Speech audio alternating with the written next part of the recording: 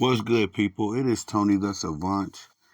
And we got Lakers, man. After coming off a 1 point win over the Utah Jazz, the lowly Utah Jazz, they get absolutely blown off the floor just the very next evening versus the Minnesota Timberwolves.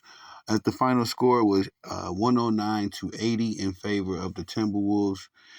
And the Lakers' weaknesses, flaws are just being more and more magnified by the evening. As the LeBron James fans, when LeBron James wins, when the Lakers wins, they run around the internet celebrating, popping confetti. And then when they lose, especially like this, they are nowhere to be found. But ladies and gentlemen, before we get started, please like the video, share the video, hit the notification bell so you can be notified when I'm dropping content and going live on the channel. As well, if you haven't already, please subscribe to the channel as I drop content daily, go live daily, stay very busy on the platform. And last but not least, please leave your thoughts and opinions in the comment section, as I'm always intrigued to hear what you all have to say about these topics. And ladies and sports fans and gentlemen, yes, the Los Angeles Lakers were able to escape out of the window versus the Utah Jazz with a victory on a 1 point win. And it basically, they probably should even have won the game, even by that margin, because Colin Sexton actually hit a jump shot, no, a layup, to win the game at the buzzer. But allegedly, his coach called a timeout before the play was ran, and so that nullified Collins' potential game winner, and set up the next play where the Utah Jazz had to inbound the ball. Play went totally wrong from that point on, and the Los Angeles Lakers were able to steal the victory from the Utah Jazz. Again, the lowly Utah Jazz. And then that was only 24 hours ago at this point. So I had a bunch of LeBron James fans hitting me up, talking about how I needed to cover that game and all that, and it wasn't even a good game. That last night game versus the Utah Jazz and the Los Angeles Lakers. The Los Angeles Lakers were not playing well. They did not execute well at all, and could have easily lost that game. And the same for the Utah Jazz. They were not executing well, and I don't understand for the life of me how they were able to stay in the game. But again, we fast forward to the very next evening, where the Los Angeles Lakers are at Target Center visiting the Minnesota Timberwolves. Anthony Edwards and the Minnesota Timberwolves. And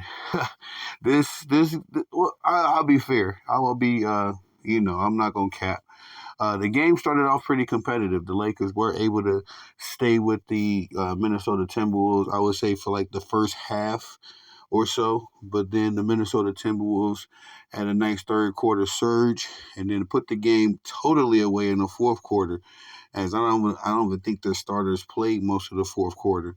So it was just one of those games again where we continuously tell you all, especially you LeBron James fans, us real basketball fans, have for sure that the Los Angeles Lakers this season would be a certified sideshow.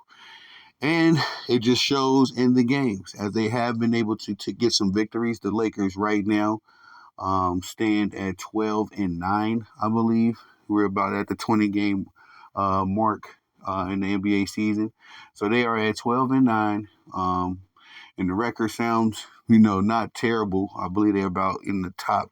I think they're in the top 10 seeds of the West, somewhere in there at the lower five. And the record doesn't sound terrible, but when you factor in that most of their victories have come against shorthanded and injured teams, and if that wasn't the case, it was against weaker competition like the Utah Jazz. Um, it was, you see real quick, that 12-9 record isn't as how should I say this? It doesn't look as good, once you put it in context. But this game was against the Minnesota Timberwolves, and the Timberwolves, they've had their fair share of struggles, as they are 10-10 right now as of the conclusion of this Los Angeles Lakers game. So they've had their own share of woes. Last week, Anthony Edwards came out and called out the teammates. I didn't, I found that very distasteful, but perhaps maybe his teammates found some motivation in that. They played very inspired tonight, versus these Los Angeles Lakers, but it seems like everybody does play an inspired style when they played against the Lakers, just if no other reason, just to stomp a mud hole in them. And tonight, what I noticed was that the Minnesota Timberwolves, their defense was on point, looked much like it did last season. Um, and they were very impressive in the transition offense as well, as they were able to get 20 fast break, excuse me, y'all, 20 fast break points in this game. And their 3-point shooting was much, much more efficient. They went 15 of 35 from the 3-point arc. So, that's pretty much my commentary, my initial commentary anyway. I want to look over some of these stats so we can get a better idea of how this game unfolded. I did bring up, LeBron James didn't play very well this evening. He had a total of 10 points, man, 10 points. And it's crazy to me because LeBron James got the first 2 points of the game in the first quarter. So for him to play an entire 40 or 48 minute, well, he played, 31 minutes this game. But to only put up 10 points, that is not LeBron like at all, even for his stat pattern ways. But he shot 4 of 16 from the field, not efficient at all. 0 of 4, zero donut. 0 of 4 from the 3-point arc. He went 2 of 4 from the free throw line. And also, we have to bring up the fact that LeBron James has now missed 19 consecutive 3-point games. I think it's stretching over the last 3 to 4, maybe even 5 games now, where he has not hit a 3-pointer. I think the longest he's ever went in his career is 20 3-point attempts. But as it stands right now, 19 consecutive misses from the 3-point arc, which is crazy to me in the first place. Why LeBron James even takes so many 3-point attempts, because he's not a 3-point shooter. I know he may hit some threes, he may get lucky and get hot, some nights, but overall, LeBron James is not a 3-point shooter. But nonetheless, this cold streak that he's been on from the distance further confirms that he isn't a 3-point shooter. 5 rebounds for LeBron. No, excuse me. 8 rebounds, 4 assists on the evening. No steals, no blocks. He did have 6 turnovers, which is on par for LeBron James, right on brand. Although the lamestream media will not bring it up to you, LeBron James is probably worse, if not just as bad as Russell Westbrook, as far as taking care of the basketball. But you'll never know that because the media doesn't tell anyone that. But 6 turnovers, he did lead in that category, both teams. And also negative 28 on the plus minus. I think I did read as well, LeBron James has the absolute worst plus minus on the Los Angeles Lakers. At the time when I read that stat, it was negative 83. And I think that was probably before the Utah Jazz game. So, and we didn't cover that game in full, but I got to see his plus minus on that one as well. But negative 28. This game just keeps following the trend of LeBron James's horrific plus minus so far this season. Well, let me say this. Overall, the entirety of his season, LeBron James has always had a very bad plus minus. But that was his stats for the night. Anthony Davis, he also had a very, very quiet night tonight. Not an efficient shooting night. I'll say this after I read Anthony Davis's numbers. 12 points for him this evening, 1 block. He did have 5 assists, 11 rebounds, so he did get a double-double. 4 of 14 from the field this game for Anthony Davis, 0 of 2 from the 3-point line, and 4 of 4 from the free throw. For me personally, Anthony Davis is just a role player, man. I know he gets this superstar press. He gets, marketed and talked about as if he is a superstar. But this tonight really showed me that Anthony Davis is just a role player. He is not aggressive. He gets shown up by, the real NBA stars, the bigger guys in the league, quite often, namely Joker. Jokic absolutely owns Anthony Davis. And tonight was another one of those cases. That's Rudy Gobert owned Anthony Davis. Of all people to play or outplay Anthony Davis, it was Rudy Gobert this evening, y'all. And couldn't believe what I was seeing, but we saw it. And to me, it just confirmed that Anthony Davis is nothing much but a very, very talented role player. Rui Hachimura, he pitched in 10 points as well on 4 or 5 shooting. He went 0-1 from the 3-point line, 2-2 from the free throw. He pitched in 2 steals, 4 rebounds, 2 assists, 4 rebounds. And that was it for Roy. Who else?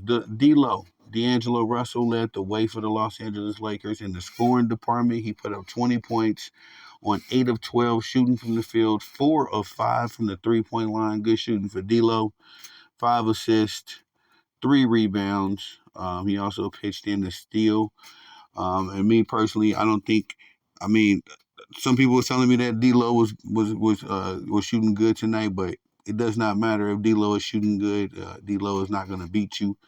And this is just one of those examples of that. D'Lo can be the hottest hand for the Lakers, but it will amount to nothing. Dalton Knecht got the starting nod tonight, but the sensational rookie did not have a good shooting night. He ended the night with 6 points on 3 of 8 shooting, 0 of 5 from the 3-point line, and 0 of 2 from the free throw line. So he totally got clamped up by that elite perimeter defense from the Minnesota Timberwolves. The bench for the Los Angeles Lakers has been putrid all season long so far, and nothing changed this game. You got 4 points from Maxwell Lewis. You got 5 from Max Christie, 5 from Gabe Vincent, and that's about it.